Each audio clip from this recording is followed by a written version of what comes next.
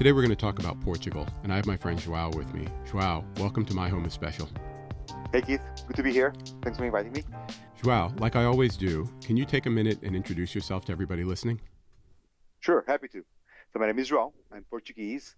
I'm 52. I am married to another man, an American. We have two kids, ages 10 and 8, currently living in South Africa. But this being said, I lived in Portugal until I was 25, then lived in France, then lived in Spain, in Australia, in the UK for a long period, more recently in Johannesburg. And at the end of this year, we'll be moving to the US, so hopping around. That's going to be really awesome. Now, Joao, one of the things I also do, although this will be interesting to hear your answer, is ask how we know each other. How did we meet? How did we know each other? Well, we met at work. So we both work for Bain & Company. And Keith is the master of all talent recruiting for MBAs. And so at some point, I did recruiting for INSEAD. And Keith, I think you were leading another school. Mm-hmm. And so we started working together. And then you started overarching and leading our best practices in recruiting of talent from business schools all over the world. And so we continue to work together. And it's been my privilege to work with you. Thank you for that. And I remember coming over to INSEAD for the first time. I had just taken this job and they were like, hey, you get to go to Paris every year. And I was like, that sounds great. But working with you at one of our most important schools was really dope because you were heavily invested in making sure things went well. And you spent a ton of time sort of explaining to me why INSEAD was complicated and why MBA recruiting was really complicated. And I really appreciate that. So it's great that we get to talk again. We were on the podcast together that I do professionally. And now there's this passion project for my sabbatical that we're doing. So thanks for making the time on a Friday evening in Joburg. It's my pleasure. Happy to reconnect.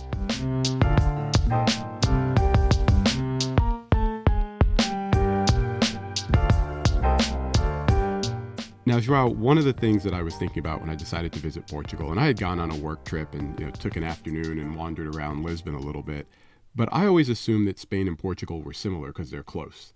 When I went down to South America, some of the country lines are drawn by the colonizers, not by the actual people on the ground. So they feel like cousins, even though there's a border between them.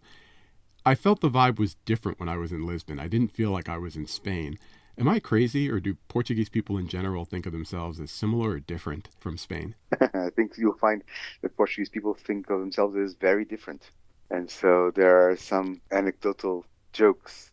So, for instance, if you go to Portugal and speak Spanish, people will pretend not to understand. But if you speak English, they'll talk back to you just fine, and they'll respond. But they will understand what you say in Spanish. They'll just, oh, no, I'm not going to respond.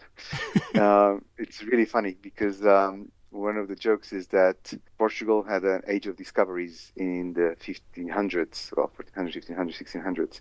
And the justification that you say, of course, our only neighbors were the Spanish people, so we'd have to turn our backs and we'd rather take our chances with the ocean. And so that was part of the joke. But now, when I listened to the language, we were in Cape Verde a couple years ago, and I heard Portuguese, and it sounds like something I should be able to understand because I understand a little bit of Spanish, but I really couldn't. I couldn't understand any of the words, and it just felt very different. Are the languages even similar? The languages are super similar in written form, but at some point, the sound started evolving differently. And so now they sound super different. And so if you ask Spanish people whether they can understand Portuguese, the vast majority will say, no, I don't understand a thing that they say. Although in written form, it looks exactly the same. And so actually, when you listen to Portuguese, it sounds bizarrely like Russian. And there's no connection, there's no reason. But the sound evolved in some way into a completely different set of sounds. It's funny that you would say that because that's exactly what sparked my overconfidence when I was in Cape Verde. Because I could look at the words and say, oh, I'll be okay when I get there. And then I started talking to people and was like, oh yeah, no, this isn't going to work. I'm on my own for this week. No, but you can write it down and show it to people and they'll understand. It's the same thing. So exactly. It's a good getaway. The other question I had is temperament wise, like I walked around Lisbon on I think a Sunday afternoon, so it was pretty quiet, but I've also been all over Spain. Are the cultures similar? Like when I walk around, I see groups of people or I talk with people on the street or in a restaurant. Is the temperament and the culture similar in that sense between the two countries? Well, there's a number of similarities. I think you'd find both countries very culturally different. I'll give you an example. There's a question of perception of extrovert, perception of noisy, boisterous, From the Spanish side, you see La Movida in Spain. In Portugal, it's much quieter. My husband once said that it's really interesting to go to a restaurant in Lisbon because if the Portuguese people will be there at like 8 p.m. for dinner, and it's quiet and you don't hear the conversations from the other tables. And then a group of Spanish tourists or people would come and take a table, and they'd be loud, and it would be the entire volume of the room would go up, but all the Portuguese tables' volumes would go down. As if, okay, I recognize you're here, and as such, I'm going to ignore you even more pointedly. And so he found that super amusing. As an American who's also more on the loud side, says, guys, you guys are really quiet. But when the Spanish people came in, everybody would be really quiet. That's amazing. He found that super amusing. Portugal sounds like my kind of place. I enjoy a quieter meal, not the party atmosphere.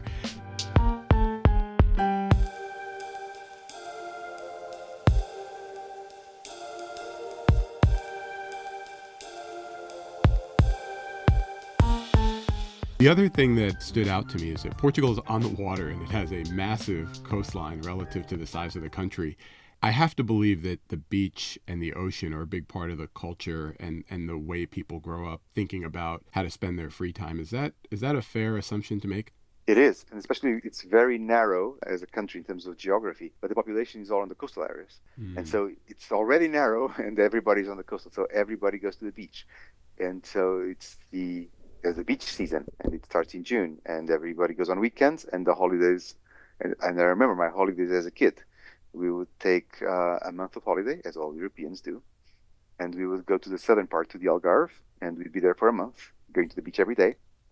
And that would be it. That's the vibe of the nation. Everybody goes. It doesn't matter what social strata or group or affinity or football club, doesn't matter. Everybody goes to the beach. For that 1 month of the year, it's one Portugal. And all the weekends, huh? Every single weekend from June to the end of September. Awesome. Well, I look forward to checking out the beach when we're there, and it should be a good break in the middle of our next trip.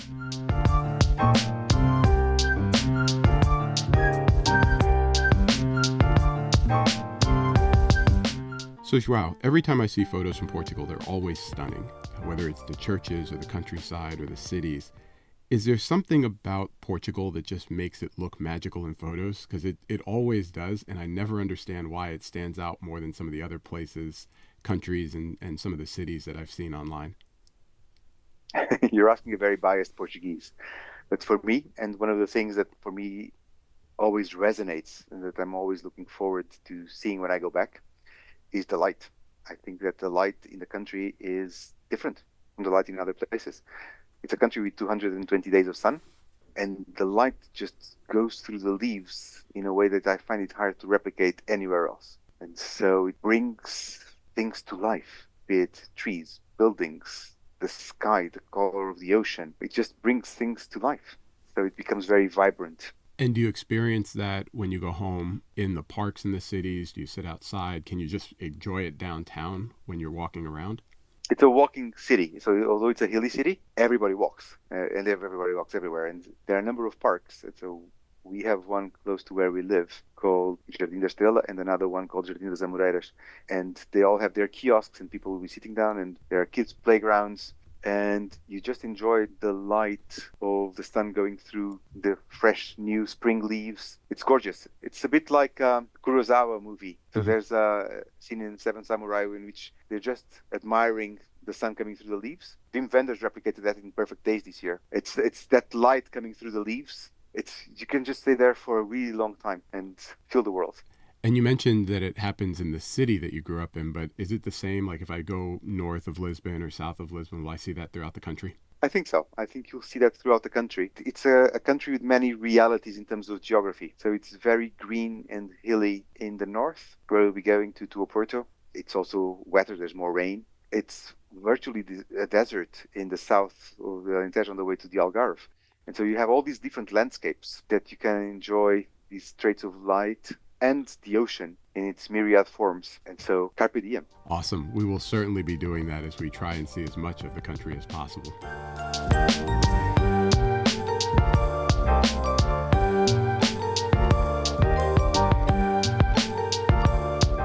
So, Joao, we've been enjoying some great desserts so far on all of our travels around the world, and I'm not sure if I'm worried or excited about the second thing you mentioned when we were preparing for this, the pastry shops and the coffee shops throughout Portugal, as one of the things that's special for you, which now compels me to have to go try as many as possible when I'm there. Can you say a little bit more about that? Because I think it's interesting, and I want to make sure I know what I'm in for when I go. You're doomed. And so Portugal is known for its pastel de nata, which means a custard tart. It's been done for about 300 years, and it has a following. You'll find it in any corner pastry shop, and you'll have a pastry shop, a cafe in every block Right. in the large cities. And then there's the factory where they're originally from, and then there are the challengers that are trying to make it even better and replicate it. And so those become quite addictive. Those little custard tarts, you put cinnamon on it, and they become quite addictive. You can actually, it's hard to stop after just one. But it's part of a broader problem, which I would call eggs in sugar. So a lot of Portuguese desserts and sweets are around eggs and sugar, and they're all different. You have an array of dozens of different. Every Portuguese person will know the difference between all of them. And so you can have an enxergada, a Dom Rodrigo.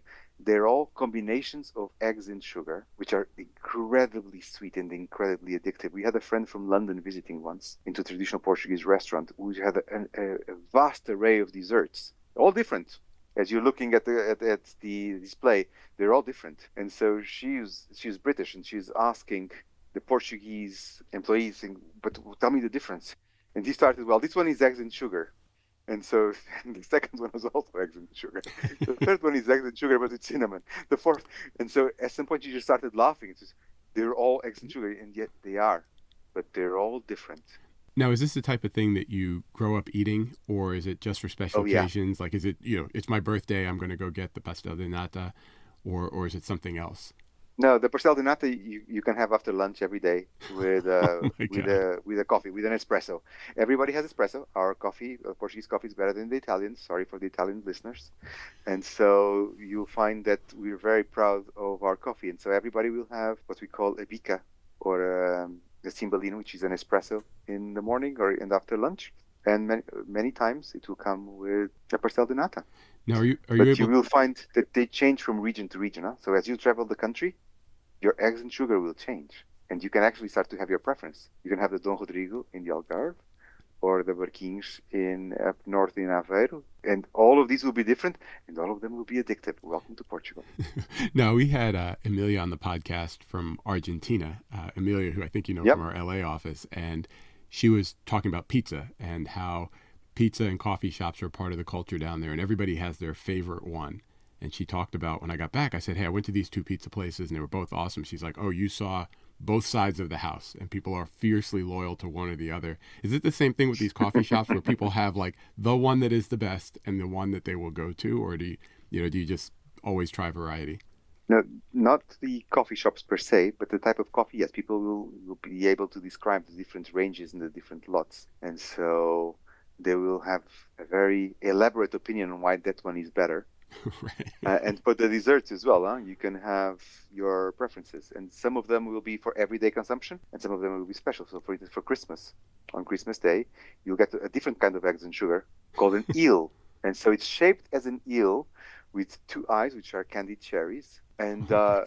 and everybody will have a gigantic Oh my gosh. lamprey de ovos, an eel made of eggs and Now, sugar. now I'm curious. You've lived all over the world and currently are talking to me from South Africa. Have you been able to get this dessert everywhere you've gone, or is this something that you only truly get when you go home? You only truly get when you go home. This being said, because there may be people listening from South Africa, there are chains here of pastel de nata in Johannesburg. Several. There are at least three chains that replicated from Portuguese immigrants that set it up.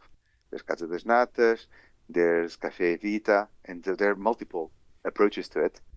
And they've even tried to innovate the product, which is something I can't possibly even consider, like having it done with chocolate. Like, so my kids like it. I've not tried it. I've not even tried it. I see it and there's just no.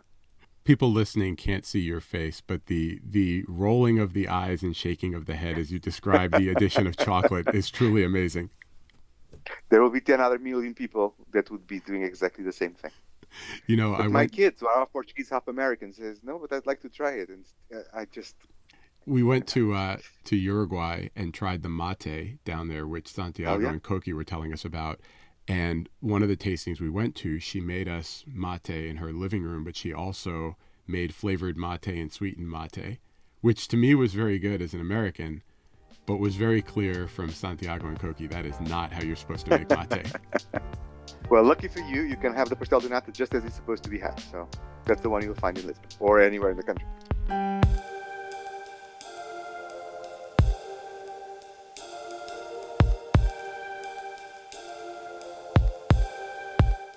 So, Joao, we're not really museum people. My wife and I like to see a bunch of things. We don't like to stand around and read or stare at a painting for a long time.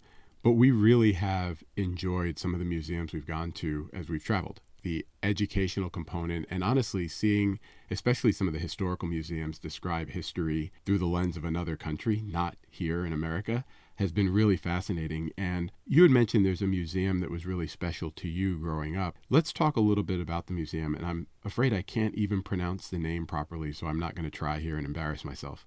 No, it's all good. It's an Armenian name. So it's called the Calouste Gulbenkian Museum in Lisbon. It's a foundation set up after Mr. Gulbenkian passed away. He was an entrepreneur.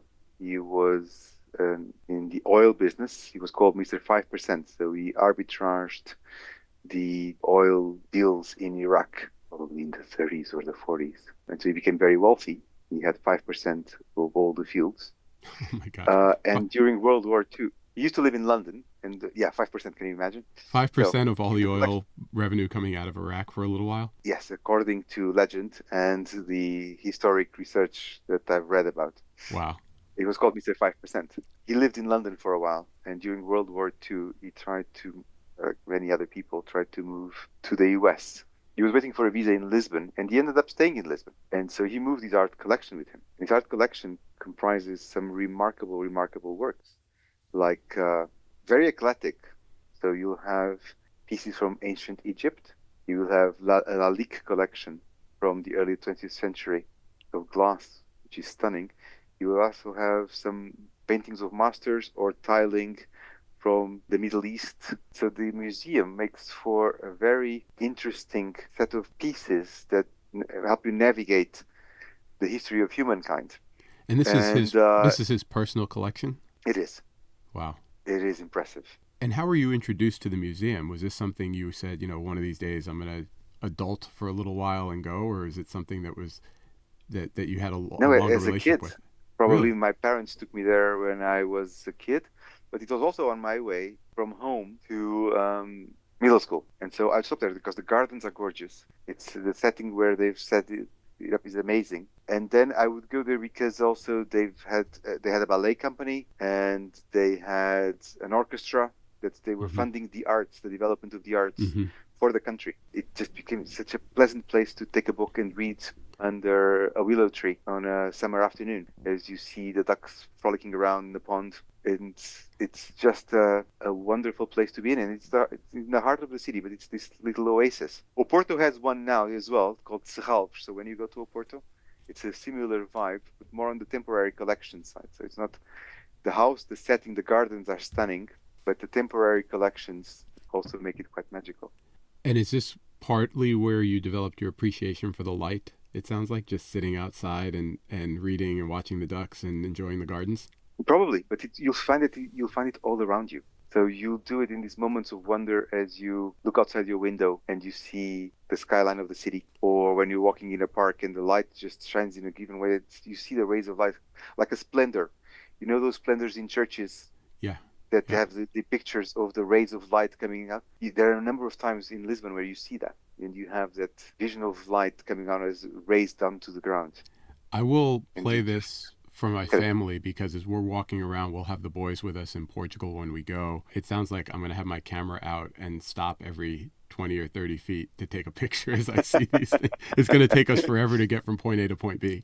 it makes for good journeys, especially because it's hilly, so you don't want to race it.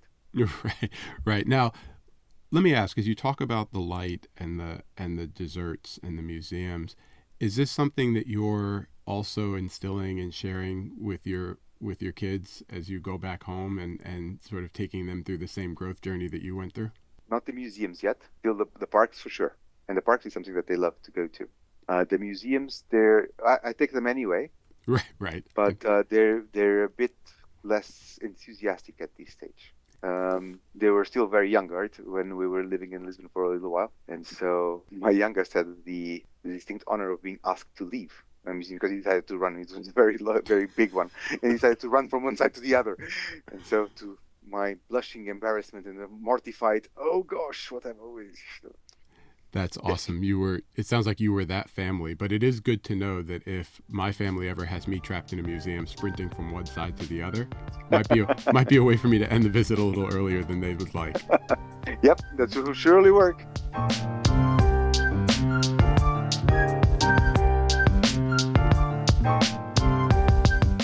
Joao, as we start to wrap up, Portugal will hopefully be the second stop on this next trip. And I really appreciate you sharing a little bit about your home with me and giving me a sense of what to pay attention to. Because it sounds like you could go to the city and just hit the tourist sites and not stop and smell the roses, stop and see the lights, stop and taste the desserts along the way. And it sounds like there's a lot for us to do and try and absorb if we can slow down and enjoy the pace of the country. I think there is. And so this was a great conversation. I'm, of course, very biased, but it's the small things, the little things, together with those monumental elements that the tourists will go see, that for me make the city. And so it's those experiences that take me back time and again. Well, I'm really looking forward to it, and I will definitely try and reach out and chat with you when we get back in June. So thank you. Look forward to it. Thanks, Keith.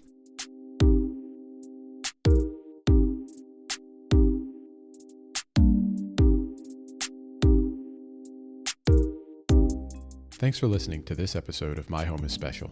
Be sure to subscribe to the podcast so you get future episodes automatically. Go to myhomeisspecial.com for the occasional email update too. That's where links to photo galleries and a few other surprises will live. Be sure to follow KBev Photo on Instagram for behind-the-scenes footage during our journey, and it'll be in the stories. If you just want the photos, go to kbevphoto.com. There's a lot else on there to explore. For now, this is Keith, aka KBev, signing off. Peace.